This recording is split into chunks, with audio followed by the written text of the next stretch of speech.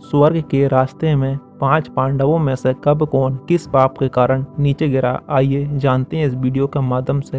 अंत तक बने रहिए हमारे साथ। नमस्कार दोस्तों, स्वागत है आपका हमारे YouTube चैनल कर्मा में।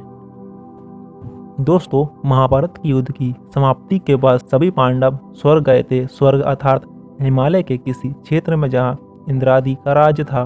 पांचों पांडव अपना राजपाट परीक्षित को सौंपकर जब स्वर्ग की कठिन यात्रा कर रहे थे, तब इस यात्रा में द्रौपदी भी उनके साथ गई थी। सभी चाहते थे कि हम स्वर्ग पहुँचे, परंतु रास्ते में कुछ ऐसा घटा कि एक एक करके पांडव नीचे गिरकर मृत्यु को प्राप्त हो गए। यात्रा के दौरान जब पांडव बद्रीनाथ पहुंचे और वहां से आगे बढ़े तो सरस्वती नदी के उद्गम स्थल पर नदी को पार करना द्रौपदी के लिए कष्टकर हो गया था। ऐसे समय में भीम ने एक बड़ा सा चट्टान उठाकर नदी के बीच में डाल दिया। द्रौपदी ने इस चट्टान पर चलकर सरस्वती नदी को पार किया था। कहते हैं कि माड़ा गांव में सरस्वती के उद्गम पर आज भी इस चट्टान को देखा जा सकता है। इसे वर्तमान में भीम पुल कहा जाता है। हालांकि महाभारत की कथा अनुसार पांचों पांडव द्रौपदी तथा एक कुत्ता आगे चलने लगे। एक जगह द्रौपदी लड़खड़ाकर गिर पड़ी। द्रौपदी को गिरा देखकर भीम ने युधिष्ठिर से पूछा कि द्रौपदी ने कभी कोई पाप नहीं किया, तो फिर क्या कारण है कि वह नीचे गिर पड़ी।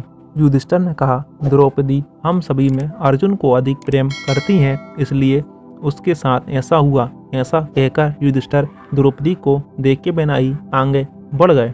जनश्रुति के अनुसार स्वर्ग यात्रा के दौरान द्रौपदी भीम का सहारा लेकर चलने लगी, लेकिन द्रौपदी भी ज़्यादा दूर नहीं चल पाई और वह भी गिरने लगी। ऐसे समय भीम ने द्रौपदी को संभाला।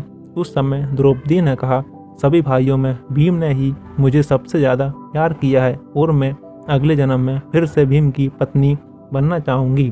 थोड़ी देर बाद सहदेव भी गिर पड़े। तब भीम ने पूछा, सहदेव क्यों गिरा? युधिष्ठिर ने कहा, सहदेव किसी को अपने जैसा विद्वान नहीं समझता था, इसी दोष के कारण गिरना पड़ा। कुछ देर बाद नकुल भी गिर पड़े। भीम के पूछने पर युधिष्ठिर ने बताया कि नकुल को अपने रूप पर बहुत अभिमान था, इसलिए आज इनकी ये गति हुई है। थोड़ी देर बाद अर्जुन भी गिर पड़े। युधिष्ठिर ने भीम से कहा, अर्जुन को अपने पराक्रम पर अभिमान था। अर्जुन ने कहा था कि मैं एक ही दिन में शत्रुओं का नाश कर दूंगा, लेकिन ऐसा नहीं कर पाए। अपने अभिमान के कारण ही अर्जुन की आज ये हालत हुई है। ऐसा कहकर युधिष्ठिर आगे बढ़ गए। थोड़ी आगे चलने पर भीम भी गिर गए। तब भीम ने गिरते वक्त युधिष्ठिर से इसका कारण पूछा तो उन्होंने बताया कि तुम खाते बहुत थे और अपने बल का झूठा प्रदर्शन करते थे, इसलिए तुम्हें आज भूमि पर गिरना पड़ा। ये कहकर युधिष्ठिर आगे चल दिए। केवल वह कुत्ता ही उनके साथ चलता रहा। युधिष्ठिर कुछ ही दूर चले थे कि उन्हें स्वर्ग ले जाने के लिए स्वयं देवराज इंद्र अपना रथ लेकर आ गए। तब युधिष्ठिर ने इंद्र से कहा, मेरे भाई और द्रौपदी मार्ग में ही गिर पड़े हैं, वे भी हमारे साथ चलें, ऐसी व्यवस्था कीजिए। तब इंद्र ने कहा कि वे सभी शरीर त्याग कर पहले ही स्वर्ग पहुंच चुके हैं, लेकिन आप सशरीर स्वर्ग में जाएंगे। इंद्र की बात सुनकर युधिष्ठिर ने कहा कि ये कुत्ता भी मेरे साथ जाएगा, लेकिन इंद्र ने ऐसा करने से मना कर दिया। काफी देर समझाने पर भी जब युधिष्ठिर बिना कुत्ते के स्वर्ग जाने के लिए नहीं माने तो कुत्ते के रूप में यमराज अपने वास्तविक रूप में प्रकट हो गए। युधिष्ठिर को अपने धर्म में स्थित देखकर यमराज खुश हुए। इसके बाद इंद्र और युधिष्ठिर रथ में बैठकर स्वर्ग की ओर निकल पड़े।